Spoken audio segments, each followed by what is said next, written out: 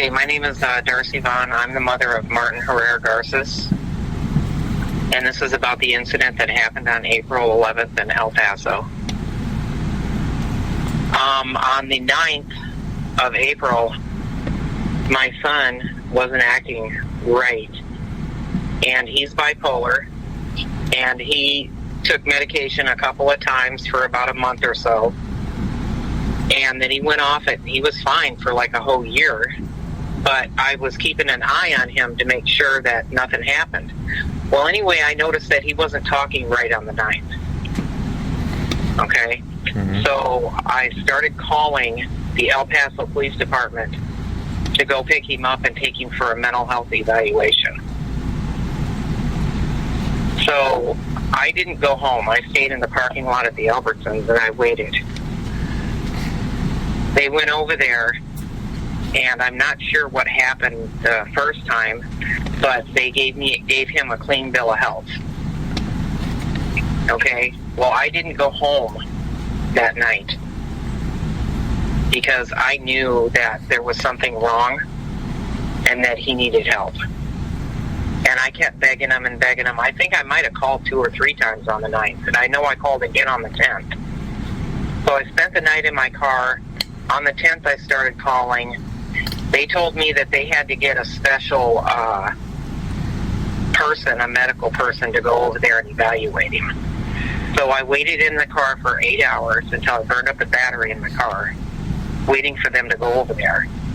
Then they finally went over there like 4, 5 in the afternoon, I believe, and talked to him, came back and told me that he was fine again. There was nothing wrong with him, that they had got him out on the platform of the apartment. He had a knife on him. They asked to see the knife. He handed him the knife. He was very nice and cordial to him. And I said, well, did the medical person talk to my son? And they said no. And I said, why not? And he said she was too scared to get out of the car. And I said, you mean to tell me that I waited in a car for hours for a medical person to go talk to him and she wouldn't get out of the car? This is absolutely ridiculous.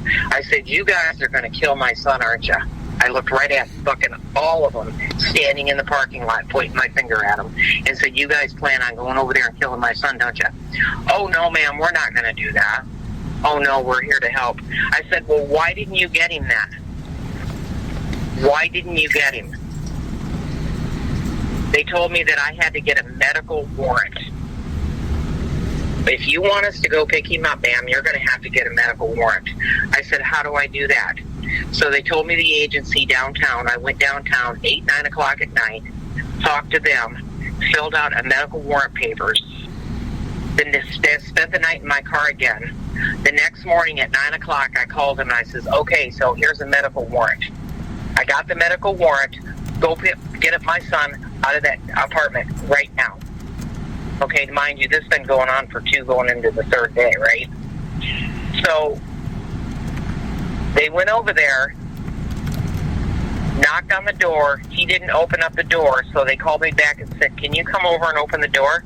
I said, no, I can't because it's deadbolted on the inside. They said, well, we won't open up the door. I said, well, what the fuck do you want me to do? You know, you told me to go get this medical warrant, and now you're not going to go get him and pick him up. So I was dumbfounded. I just started working or whatever, and then next thing I know, 6, 7, 8 hours later, oh no, actually, he texted me around 1 o'clock in the afternoon and asked me, Mom, can you give me some tacos? And I said, sure. So I went and got him some tacos, came back over there and put it on the door handle because I think he was in the shower or something, but I put it on the door handle for him and I was pulling out and I left. And then I heard that there was shots fired over by my apartment. And I think this was like 6 or 6:30 in the afternoon. So I went over there and I seen it was my apartment. They had the SWAT team out there, the Texas Rangers, the El Paso Police Department, and everything was blocked off.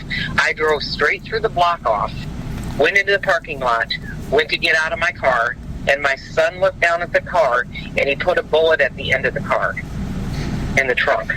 So I drove out. I parked my car in another place. There was a police officer right there. He goes, "What are you doing? Why'd you go in there?" I says, "That's my son you got up there." And they go, "Did he shoot at you?" I said, "He shot at the car." And they grabbed me before they searched me, got in my car, searched my car, told me to leave my car there, threw me in a police car, took me to the police station, and then just kept drilling me about, has your son ever been arrested? Has your son this? Has your son that? What is your son like? Blah, blah, blah. Can we talk to you? Can you talk to your son? All this time, I was texting him and calling him, and he wouldn't answer the phone. Come to find out, I think what they did is they shut his phone down. So it was all bullshit. They completely disabled his phone so I couldn't get a hold of him. I couldn't talk to him. Then around, I don't know, 7, 8, 9 o'clock at night, they're like, "Can I record your voice of you telling your son to come out of the apartment? Can I do something?" I said, "Yeah." I says, "Do mine." And then I had my son-in-law call in. And right after he called in, and they recorded his voice for my son to come out to tell him. And I don't even think that they gave the recordings or let my son listen to them, because right after that, they told me that he was on the way to the hospital. They had shot him. And not only that, but during all this time that I was sitting at the police department, I was like in shock. So I only know like a little bits and pieces about what was going on. But I had already knew in my heart that they were going to kill my kid. And that's why I tried to get him out of the apartment 3 days before any of this even happened. You know? Wow. Let me ask you a question. The officer who spoke to your son and told you that CIT, that she wouldn't get out of the car and she was too scared, that's the same officer who spoke to your son? The one who told you that? Yeah, I think so. And during the 2 or 3 days you were trying to get someone to respond to your calls, did you ever get any answer as to why they didn't show up, why they didn't respond, why no one came out? I don't think so, no. They just, if you want him to come out of the apartment, they already had him out of the apartment. That's the whole point. Mm-hmm. They already had him out of the appointment. They knew he had guns in the apartment. They knew he had knives in the apartment. They knew he was bipolar. They knew he was off his medicine. I'm screaming at these cops to get him out of that apartment. They finally get him out of the apartment, and they give him a clean bill of health. Was he acting manic, do you know, or acting out in any way when he came out to talk to the officers? Was there anything? No. Okay. I don't think so. No, but see, I'm his mother. Right. And I wasn't calling for 2 days, for my health. Exactly. Now, they knew he was bipolar. They knew that something, they kept saying, well, did he threaten your life? Did he threaten your life? I was down there at this county place filling out this medical warrant, okay? And there's a dumbass girl down there. She's like, I don't know, 18 or 19 years old, sitting there going, did he threaten your life? Did he threaten your life? Because if he threatened your life, I can get him locked up right now. And I'm like, no, he didn't threaten my life. Stop trying to get me to put that in the damn paperwork. So you feel like they were forcing you to say that he threatened you? Yeah.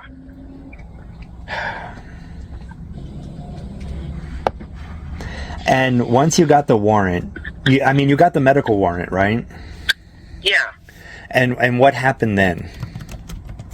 Okay, so the medical warrant was filed. I started calling at 9 o'clock in the morning. I said I went down there at 8 o'clock. They got the paperwork. You guys got all the paperwork and everything. Go get my son. Go get him. They went over there and knocked on the door, and he wouldn't open up the door, so they left. I'm assuming they left, or unless they stayed, because between the time that they went over there and knocked on the door and said that he won't open up the door, can you come and open up the door? I said, no, you guys need to get him out of the apartment. It's deadbolted on the inside. I don't have a key to open up the deadbolt. Okay, so the day that they got the call that he was allegedly shooting outside of the home, they showed up and he was outside? No, he was inside the apartment. Okay. And there's a sliding glass door on the balcony. Okay. And his bedroom window was right there. His bedroom window was on the left, and then there was a sliding glass door on the balcony. And he shot at me through the bedroom window where he was at. He shot at my car when I pulled in. He had been shooting out that window at cars that were pulling into the parking lot. And that's when the manager called and said, hey, there's shots fired over here. There's shots fired over here. And then they said that's when they came. But that's not when they came. They were already there hours earlier. I don't know what happened from the time that they came and was knocking on the door to get him out until the shots were fired at 6:30 at night. They said the shots were fired like at 6:30 at night, and I think it was more like 4 o'clock in the afternoon. Okay. I don't even think it was that late. So PD was already there. Because at 1:30, I think at 1:30 I went over there and brought him tacos and stuff. Okay. And I actually went and got him some weed too. Okay. Yes, he asked me if I could go get him some weed and get him some tacos. So I got him some weed and got him some tacos and went and put it on the door handle. Because I was too afraid to go into the apartment because he wasn't acting right. He wasn't acting right. And I knew this for 3 straight damn days, that he wasn't acting right. He was like out of reality. And you told this to the people. In and out of reality. And you told this to 911. You told this, I assume, to the officers initially when they finally responded. Yeah. And I said he's bipolar. He's off his medicine. There's a bunch of weapons in that house. You need to get him the hell out of there. And I'm going to ask you a question. Because we were actually both kind of in denial about his medical condition. Okay. You know, we were both like kind of, you don't need medicine. Yeah, you do. Both of us he didn't think that he had anything wrong with him either. And neither did I. But then when I seen him in and out of reality for 3 days. Okay. Then it was apparent at that point. He did have a bipolar diagnosis. Okay. So let me ask you. He was on medication, but he was off his medication for like a whole year. Oh, wow. Okay. Let me ask you a question. Your answer is literally going to be, in court, they would call your answer, hearsay. But I want your opinion because you were there when the police initially spoke to your son. When you told them that your son was going in and out of reality, the way he was acting, your concerns, and after they spoke to your son, do you think that the police who responded and spoke to your son were just simply indifferent? I don't think that the officer that talked to my son had the medical training to determine whether he was normal or not normal. Okay. The one that had the medical training that was supposed to talk to him, her ass was sitting in the fucking car. And that's why I'm so upset, because I waited 8 hours in my car at Albertsons for her to go talk to him. And then the officer told me she was too scared to get out of the car and go talk to her. And I said, well, pretty much I don't know if I said it or was thinking it. What the hell did I sit in the parking lot for 8 fucking hours? For her to go talk to him if she wasn't going to talk to him. Okay. So they go up there and go, yeah, he's fine, and come back and, yeah, he's cool. He talked to me. He's great. Yeah, everything's fine. And I lost it. I mean, I was like almost literally crying, saying, you guys are going to go kill my son. There was one woman cop standing there with her hands on her gun. Like one on a taser and one on the gun. It was just fucking ridiculous. There was like 4 or 5 cops in the parking lot in front of my car, all standing there going, well, if you want us to go get him, you're going to have to go get a medical warrant. I said, so if I go do all this bullshit and go get a medical warrant, you'll go in there and you'll get my son. Oh, yeah, we'll do that.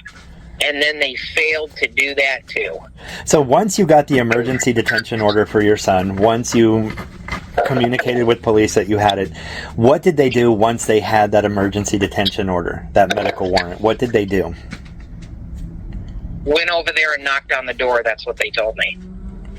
They went over there and knocked on the door and texted me. I still have the text message on my phone. Can you send a screenshot of that to me? Let me see. We can do it after our conversation. Okay. So basically, they had the emergency detention order. Okay, so this is what she said. She said, are you home as well, just in case we need the door open? I says, no, I'm not. We have a unit there right now, and he is not opening up the door for them.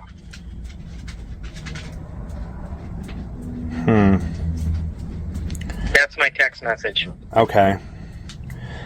So after all this, too, I said, oh my God, you're going to kill my son. You're going to kill my son. Oh no, we're not going to do that. So I says, I want the warrant stopped. I want the fucking warrant stopped. I want it stopped. You're gonna fucking kill my kid. I want the warrant stopped. I freaked out. Called I don't know who in the hell she was. Some lady in the court system or somewhere. I don't know. Okay. Let me see. I don't know if it was a jail, El Paso County Attorney Mental Health Unit. I don't know if it was. Okay. So her name was Michelle Rodriguez. Okay. So I started texting her and calling her and telling her I want the medical warrant stopped. These cops are going to go kill my kid. Oh, no, they're not going to do that. I said, oh, yes, they are. Stop it. She goes, well, even if we do stop the medical warrant right now, ma'am, it'll still be in our system and they'll still exercise it. It takes like 30 days for it to get out of our system.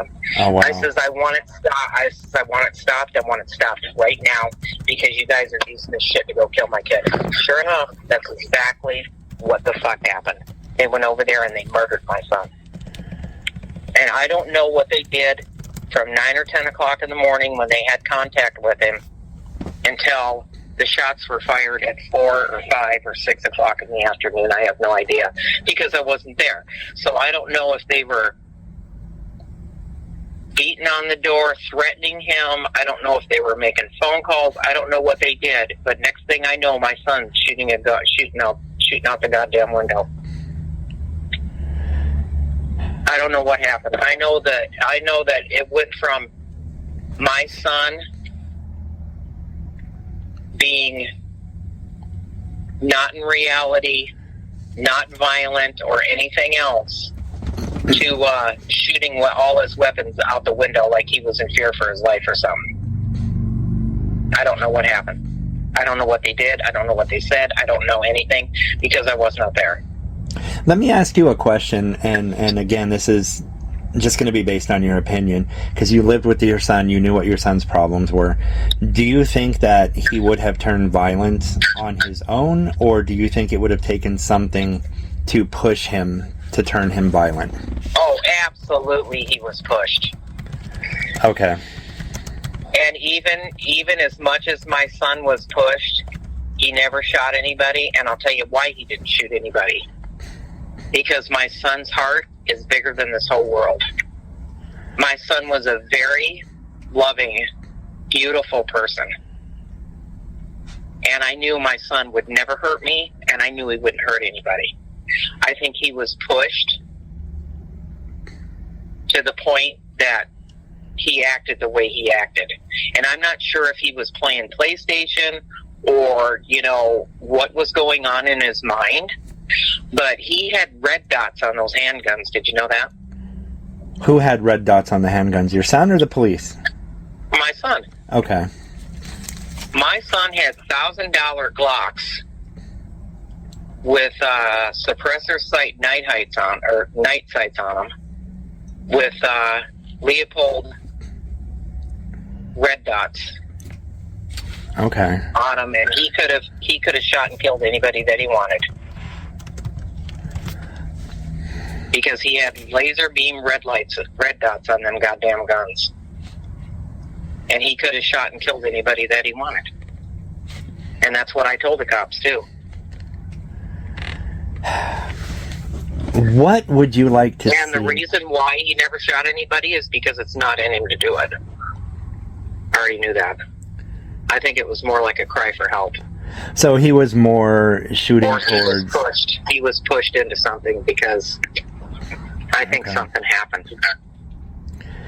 What would you like to see change with the way the El Paso Police Department responds to people in mental health crisis? I think professional people need to go out there and address the situation. And I think if a family member says that they're not right in their fucking head, and they get them out on the top of the deck of the apartment or get them out of the house, they need to immediately get a hold of that person and take him in for a medical evaluation to avoid all this insanity. But you know what? That's just common sense. I don't have a medical degree. So, But if some mother was calling and saying that their kid was out of his fucking mind for 2 days, and I was the cop and I had a chance, when this guy's outside of the apartment complex standing in front of me, and I had a chance to grab him and take him in for a medical evaluation, you bet your ass I would have done it if I was a cop. so what if I told you that the officers who are responsible for coming and talking to people in crisis, the CIT officers, that none of them have degrees in mental health? What would you say to that? I would think that's pretty disgusting. They're getting paid to do a job that they're not doing the job because they're not qualified. What the hell are they getting paid for? Sitting on their ass writing a report? Right. What else would you like to say? If you had the ear of Pasillas, the chief of police, or Dion Mack, the city manager, because I promise you I'm going to email the coming article to both of them, what would you want to say to them directly? How dare they? How dare they have people that are uneducated to be going over there in a mental health crisis and trying to talk to somebody with no experience, no common sense. My parents were police officers, okay? Right. I know what the hell's going on in that department. Okay? Okay. I also had a brother and a sister in the sheriff's department. I know the bullshit that goes on over there.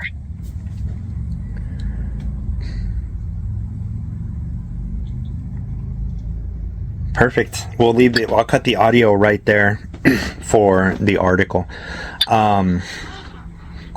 What I'm going to do is I'm going to write an article based off of our conversation. I was telling them for hours and hours and hours when I was sitting in that police department, you're going to kill my kid, you're going to kill my kid, you're going to kill my kid. When I was outside at Albertsons, you're going to kill my kid. You're setting this shit up, you're going to kill my kid. I was telling them for fucking hours that that's what they were doing. Oh, no, ma'am, we're not going to do that. The hell you're not. And that's exactly what happened. They killed my kid. Wow. And then tried to use me as an excuse. They, like in the newspapers and like your reports on the news and everything, it's like, police responded to shots fired at 6 p.m. to West El Paso where the suspect...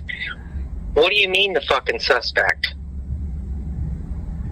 There was no warrant. There was no suspect. There was no violent criminal that just got out of prison that was out of his fucking mind, trying to kill cops and all this bullshit. They got this painted all wrong to cover their own tracks. Wow. Because they had been going to that my apartment for 2 or 3 days on a medical fucking emergency, nothing else. And they escalated it to all this violence. Yeah. And they want to blame my son. I want to know why my son was shot in the back of the head. I've gotten... when I was in the police department, they said my son opened up the door and he had a rifle on him. Okay. I said, and they shot him. I said, you're a fucking liar. Number one, my son didn't have any goddamn rifles. Okay? Number two, I know every handgun that was in that house. And okay, if he opened up the door and he had guns in his hands, or one gun in his hand or whatever, how did he get shot in the back of the head? That's what I want to know. And guess what? If you look at the police body cam, it looks like they had him handcuffed on the ground and they shot him in the back of the head when he was on the ground. That's what it looks like to me. Okay. And what if I told you that one of the ways the El Paso Police Department is spinning this is that they're saying that your son started firing off rounds at the officers, towards the officers, into their vehicles, and that he had really great grouping of shots, like he knew what he was doing, the whole 9 yards. Would that make sense to you at all? No, that's bullshit. Because he could have shot and killed any of them. He had red dots on his handguns. Okay. And that bullet will go right where that red dot's pointed. Okay. Let me ask you a question, one more question, and I'm going to make sure I record this question just for all of us. I have a police officer. He's a really good guy, has a degree in mental health. He's the one I've written about for saving that guy's life. Is it okay if I let him listen to the unedited audio of this so he can tell me exactly where PD went wrong and what they should have done? Would that be all right with you? Yeah. Okay. Yeah, it's fine. Yeah, and I'm going to help you find a local attorney. Do you have the police report? I don't have anything because I'm too scared to get anything. And most of the time when I call them, they always say, oh, that's a different department. That guy's on vacation. For the whole 10 or 11 months, I have been waiting. I can't have nothing. I can't see nothing. I can't do anything because it's... Oh, no. Phone hung up on her. Oh, no. Oh, no, my phone. Hello? I am so sorry. For some reason, every time my phone hits 45 minutes on a call, it hangs up. I don't know why. I apologize. That's weird. You know what? It is, and I've called Google Fee to try to get it fixed, to find out what to do, because I use Google for my phone provider, and they're like, it's a known issue. We're working on it with our software, so I apologize. But you were saying everyone's on vacation or gone or it's a different department. Yeah. So for the whole 10 months that I've been calling them, 10 or 11, I got all my son's weapons and everything, right? No, I didn't know that. I got his cell phone too. Oh, wow. I went over, I called them and called them and called them, and I told them I wanted my son's property fucking released. And I drove all the way from Washington. I'm in Washington.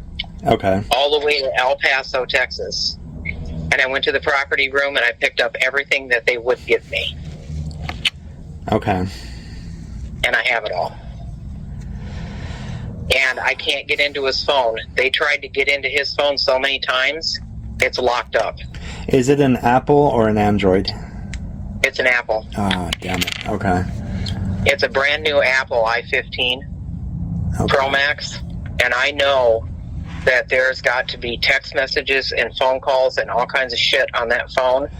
Yeah. And I need to know what the hell was going on with my son, and I can't get into that phone. Here's the problem. I did another article on the updates and things that Apple did with their operating system. If PD enters the wrong stuff to try to get into a phone too many times, it automatically erases and resets the phone. Yeah, I don't think it's erased or reset. Okay, good. I'll try to find somebody who can help you get into that phone in Washington. I know some people up there. Okay, so what it is he's got a screen lock on it. I was able to try. You know, it goes, okay, well, you can retry again in 5 minutes, and then 8 minutes, and then 10 minutes, and then 30 minutes. And then it went to contact Apple for appleicom.com first, Apple support. So it wouldn't let me get into it anymore. I know somebody. I know somebody with Apple in an executive position. I'll give him a call, and if you don't mind, I'll pass your phone number on to him. Okay, because I have to get into that phone. I have got to see if they shut the phone off, the communications. I've got to see if my son was trying to call me or text me. I've got to see what's going on. Okay. Because I'm pretty sure that the police closed everything down. Because for my son not to contact me is not normal. I got you. Is not normal at all. I lived with my son. My son was 27 years old. And I had him right with me the whole 27 years, living with me. And let me ask you, He always said, "Mom, I'm staying with you because I want to take care of you." What was your son's? Really, I was taking care of him. Right. What was your son's middle name? Herrera. Okay, so this with the traffic tickets isn't him. Okay, because this is Martin Jesus with the same last name. Perfect. Then what I'm going to do is I'm going to write one hell of an article that's going to put them on the spot. I'm going to run it nationally, just like where you found the other article. And then a few other places. I'm going to get it on the Associated Press wire. And I'm going to try to get the police reports for you. Okay, great. You know, I called Ben, and, you know, here's the problem with all these damn attorneys. I call them, and they have somebody that fishes through clients, right? Mm-hmm. Like, oh, yeah, you don't have any legal here. No, we can't help you. Sorry, call someone else. No, we can't help you. Sorry, call someone else. Did your son have a gun on him? Yes, he did. Okay, sorry, we can't help you. This is the shit they give me because they don't want to listen to what really happened. Well, and I can't get an attorney on the phone to tell them, hey, for 3 days, I was trying to get the police over there to get him out of the house. They finally got him out of the house, and then they didn't take him. You know what I mean? Well, let me tell you, I'm going to make sure They denied me help. Completely denied me help and fucked off anything that I had to say and just did what they wanted. And I knew they were setting up to hurt my son. I already knew this. I knew it in my heart, and I told them. I screamed it at him. I knew what they were doing. I already knew it. Okay. Are you able to send me copies of any text messages you have between you and PD? Yeah. Just screenshot them and send them to me. Do you mind if I put them up as well? No, I don't care. Do me a favor. Okay, so it's not really PD. It was that mental health whatever. That's fine. Place. That's perfectly fine. Because they issued the emergency detention order, so you know that medical warrant. I'll throw them under the bus as well. I'll throw everybody I can under the bus. I have no problem doing that. None whatsoever. So we have a unit there right now, and he is not opening up the door for them. No, bitch, but he opened up the door yesterday for him. Wow. You know, and I'm sure you talked to him the day before that.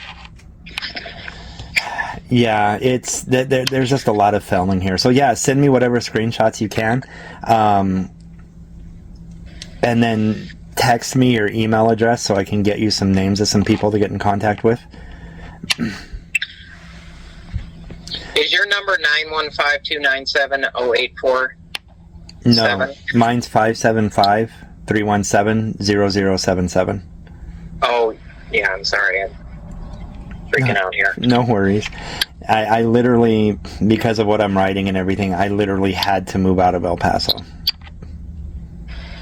Well, yeah, do you know how afraid I was? I had my son-in-law drive me all the way from Washington to El Paso, and we stayed out of El Paso. Like, I think we got a motel in New Mexico, and then we crossed over in the morning and made a mad dash over there and got the property. I can imagine. Because I knew something was wrong because my son was wearing my diamond rings when he was killed, and they found one of my diamond rings in his shoe. So it was like he was trying to protect my jewelry or something. Like he was scared that they were going to break in and rob him or kill him or something. Or maybe he didn't even know or understand they were cops at that point. Yeah, I don't know.